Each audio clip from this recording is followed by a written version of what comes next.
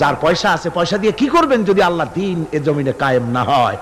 আল্লাহর দ্বীন কায়েম না হলে অসত্য, বদমাশি, শয়তানি, সব রকমের অন্যায় কাজ দিয়ে ভরে যাবে দেশ। ক্রমান্বয়ে অশান্তির দিকে যাবে, শান্তি আসবে কেবলমাত্র ইসলাম প্রতিষ্ঠা হলে পরে। কুবাবাসীদের মতো অবস্থায় আমাদের হয়েছে। কুবাবাসীদের হযরত ইমাম হুসাইনের জন্য তারা শুধু চোখের পানি ফেলেছে, আর টাকা পয়সা অস্ত্রপাতি যা ছিল সব ছিল তাদের এজিদের জন্য। আমাদের অবস্থাও তাই, আমরা ইসলামের জন্য শুধু চোখের পানি ফেলি, আর যখন ভোট দেই তখন ইসলাম যারা চায় না তাদেরকেই ভোট দেই। যার পয়সা আছে পয়সা দিয়ে কি করবেন যদি আল্লাহর দ্বীন এ জমিনে কায়েম না হয়?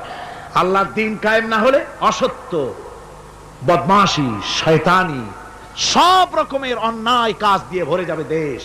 ক্রমান্বয়ে অশান্তির দিকে যাবে, শান্তি আসবে কেবলমাত্র ইসলাম প্রতিষ্ঠা হলে পরে। কুবাবাসীদের মতো অবস্থায় আমাদের হয়েছে। কুবাবাসীদের হযরত ইমাম হুসাইনের জন্য তারা শুধু চোখের পানি ফেলেছে, আর টাকা পয়সা অস্ত্রপাতি যা ছিল সব ছিল তাদের এজিদের জন্য। আমাদের অবস্থাও তাই, আমরা ইসলামের জন্য শুধু চোখের পানি ফেলি, আর যখন ভোট দেই তখন ইসলাম যারা চায় না তাদেরকেই ভোট দেই।